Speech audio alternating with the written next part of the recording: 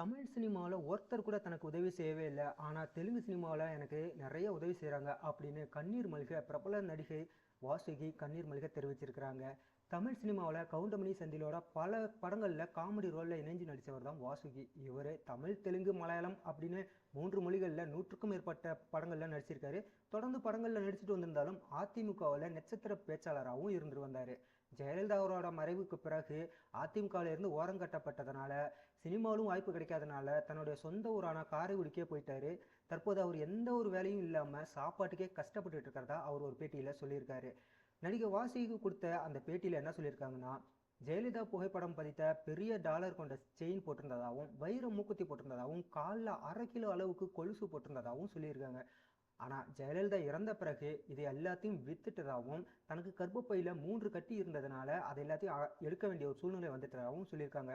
தமிழ்நாட்டில் பிறந்த தனக்கு நடிகர் சங்கமும் உதவி செய்யவே இல்லை, எந்த ஒரு நடிகரும் உதவி செய்யவே இல்லை அப்படின்னு வேதனையை கொட்டி தீர்த்திருக்காரு. ஆனால் தெலுங்கு சினிமாவில் சில நடிகர்களும் அங்கே இருக்கிற நடிகர் சங்கமும் தனக்கு நிறைய உதவி செய்கிறதா அவர் சொல்லியிருக்காரு. ரேஷன் கடையில் கொடுக்குற அரிசியை வச்சு தான் இப்போ சாப்பிட்டுட்டு இருக்கிறதாவும், தனக்கு தங்குறதுக்கு ஒரு இடமும் வேலையும் கொடுத்தா போதும் நான் பிழைச்சிக்குவேன் அப்படின்னு நடிகை வாசுகி சொல்லியிருக்காங்க. இப்போ நான் ரோடாக திரிஞ்சிட்டு இருக்கிறேன், தனக்கு யாராவது உதவி செய்யுங்க அப்படின்னு மடிப்பிச்சை கேட்குறதா கண்ணீர் மல்க அவங்க தெரிவிச்சிருக்கிறாங்க.